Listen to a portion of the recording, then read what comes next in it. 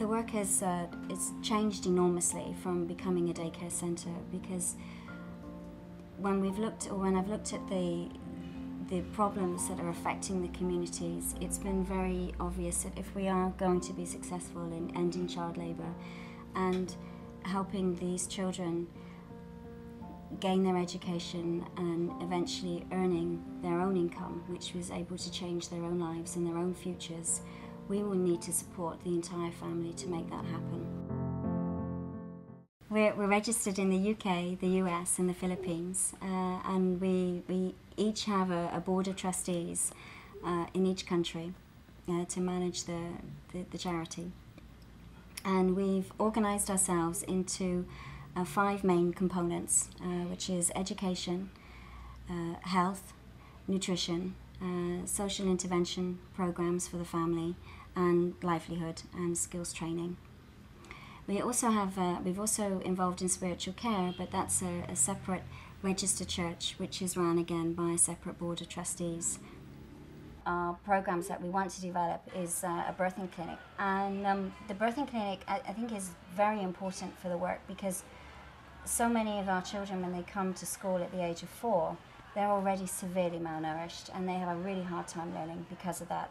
Now, if we can address that malnutrition when it's in the womb, and we can provide proper health care for pregnant mothers, and they have a clean and safe place to give birth in, it's really going to give the children a real head start.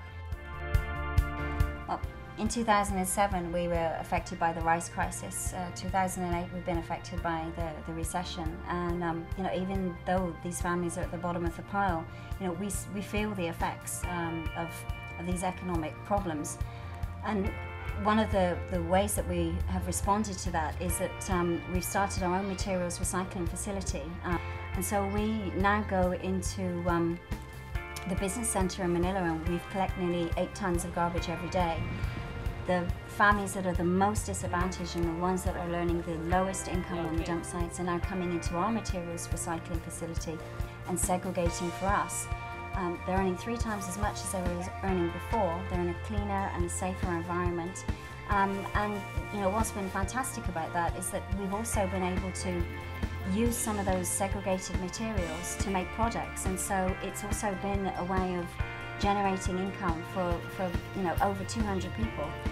And of course, it is one of the ways that we are becoming more financially sustainable as a charitable organisation, which is, you know, absolutely fabulous.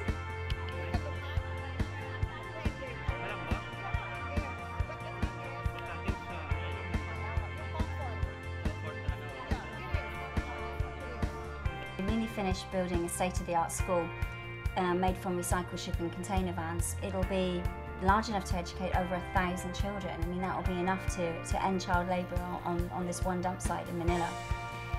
We're going to need to double our income, otherwise we'll be only using half of the building, and that'll be you know, a great pity.